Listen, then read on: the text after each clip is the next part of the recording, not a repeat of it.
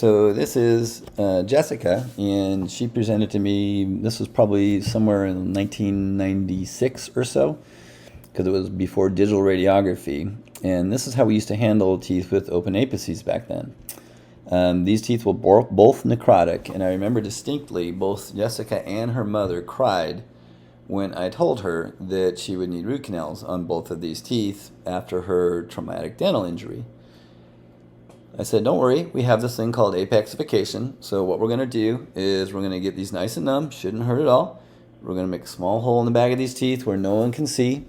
And we're going to then put this disinfectant paste inside there. And I'm going to see you every few months for up to 18 months. And we're going to keep this in there until we get some sort of barrier at the tip of the root. Then we can go ahead and complete our root canal treatment in a normal fashion. So this is how we start. And this is after 3 months, things had washed out, so we replaced it. At 6 months, it was starting to look better. This is at a year, starting to see some sort of calcific change at the tip of the root. And at 18 months, it looked like we had a barrier up here. So I thought, okay, let's go ahead and complete the root canal treatment now. So we went ahead and obturated that with thermoplasticized gutta percha. And this was how we did things back in the 90s with open apices. She came back for her 6-month recall, and this was in the days of film. And I remember distinctly the assistant was coming into the room with her film, and I was asking Jessica how the tooth was, and she said it was fine. But you know, about a month ago, I was eating an apple, and I heard a little click, and this one on the right has been a little sore ever since. And this is what had happened. She had a horizontal fracture right here at the CEJ where we had neglected to reinforce things, which we just didn't really think to do back then, and also possibly from the long-term calcium hydroxide weakening the dentin in this area.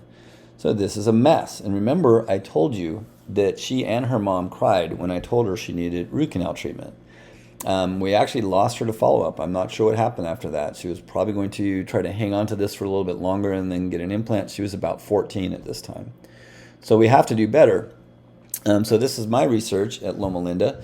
And what we were doing in this project is we were taking immature dog teeth and we were trying to do apexification with a variety of bone growth factors at that time to see if we could accelerate this development of a barrier at the tip of the root, which is kind of a lot like modern day regenerative endodontics, where we're trying to regenerate something inside there to get more dentin. Fortunately, one of our groups was also MTA. We created radiolucencies at the tips of the roots, and then we placed the bone growth factors, and we had some spectacular results on some roots where we got lots of calcification. It was quite variable, and some of the roots had a lot of resorption, which probably came from a lack of understanding of the sequencing of the growth factors, and maybe something to do with the methyl cellulose carrier that we were using. But like I said, one of our groups was MTA, and that actually wound up saving the project. So this is what we'd expect to see when this is a control tooth that was not obturated. We have got a granuloma, we have some resorption of the roots, and no healing. This is what we got consistently when we used MTA to obturate open apices. This actually was a slight overfill of the MTA, and you can see the dentin here, the root and cementin. This is bone around the overfill of MTA and a completely uninflamed, somewhat ligament-looking like structure around the MTA and no inflammation. And that was a consistent finding. And this actually was the first use of MTA to obturate open apices. And this was my study in '96, but we didn't have statistical balance, so we didn't publish it. But that then led to a body of research that is still a very hot topic. It's now its own category in the Journal of Endodontics, where we have the regenerative endodontics section, where we're doing all kinds of things to try to stimulate new pulpal growth inside teeth that the pulps have become necrotic or at least severely diseased.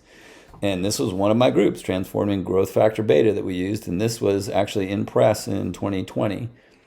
So it's still something that we're looking into. We also need to combine that with something to reinforce that pericervical dentin. And this is another thing that has been quite well proven, and I don't know why the concept is so hard to get universally accepted. If we bond a fiber-reinforced composite post into this area, we do get stiffening of the roots and we get strengthening of the roots. So now this is more how we would handle open apex today, where we would obturate the apex in one visit with MTA, which is rather difficult to get the MTA dense at the end of a root like that, but it can be done. And then we would fit a large diameter fiber reinforced composite post into this pericervical area. And then we bond all that together, and then we watch things heal. And this is a much more expeditious treatment of the root rather than the 18 months to do the apexification. We also do not have the potential weakening of the dentin by bathing it in calcium hydroxide for a year and a half. And we then follow up by reinforcing this pericervical area with the new technologies of bonding internally with fiber reinforced composite posts.